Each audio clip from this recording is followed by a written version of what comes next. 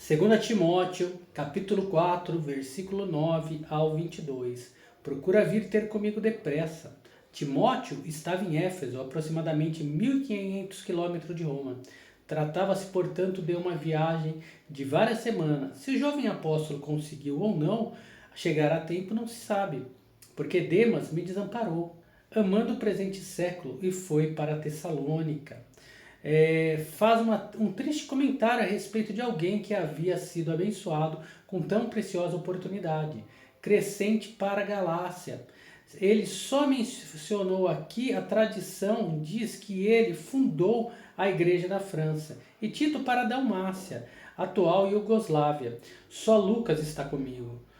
Toma Marcos e traze-o contigo, porque me é muito útil para o ministério. Isso representa um grande elogio a Marcos da parte do apóstolo. Também enviei Tíquico a Éfeso. Quando vieres, trazes a capa que deixei em Troade, em casa de Carpo. Possivelmente era varão quando Paulo escreveu essa epístola. E se ele sobreviveu até o inverno, necessitava dessa capa.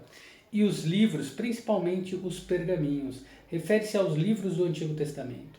Alexandre, o latoeiro, causou-me muitos males.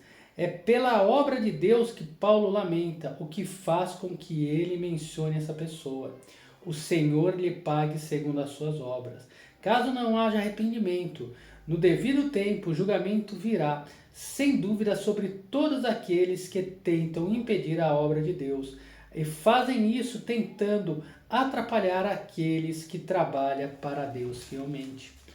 Tu guarda-te também dele, apresenta esse indivíduo como um instrumento de Satanás. A propósito, ele vivia em Éfeso, onde Timóteo estava ministrando nessa época, porque resistiu muito às nossas palavras. Uma forte oposição à mensagem da cruz pregada por Paulo. Vejam bem, irmãos, por isso que eu sempre digo, está errado dizer, eu vou no culto.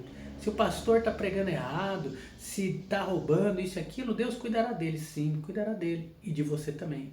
Nós temos aqui, através do Espírito Santo usando Paulo, advertindo-nos para não estarmos presentes de lobos em peles de ovelha. Mas cabe a você dar lugar às palavras do Senhor ou dar lugar ao inimigo. Porque quantas vezes eu preguei isso e sabe o que eu ouvi? Você por acaso é Paulo? Paulo por um acaso é Jesus? É crente uma pessoa que diz isso? Ou a palavra não diz que quando um homem e uma mulher pregam a verdade e o outro não aceita, não está indo somente contra esse homem e essa mulher, mas contra o próprio Deus. Então, leia a palavra do Senhor para não se enganar e não cair em tentação e queimar no inferno. Ninguém me assistiu na minha primeira defesa, antes todos me desampararam.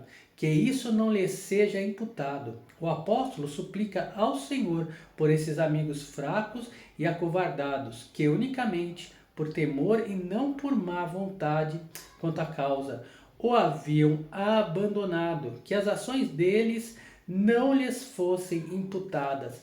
Mas o Senhor assistiu-me e fortaleceu-me, para que por mim fosse cumprida a pregação a todos os gentios a ouvissem, que todos os gentios a ouvissem.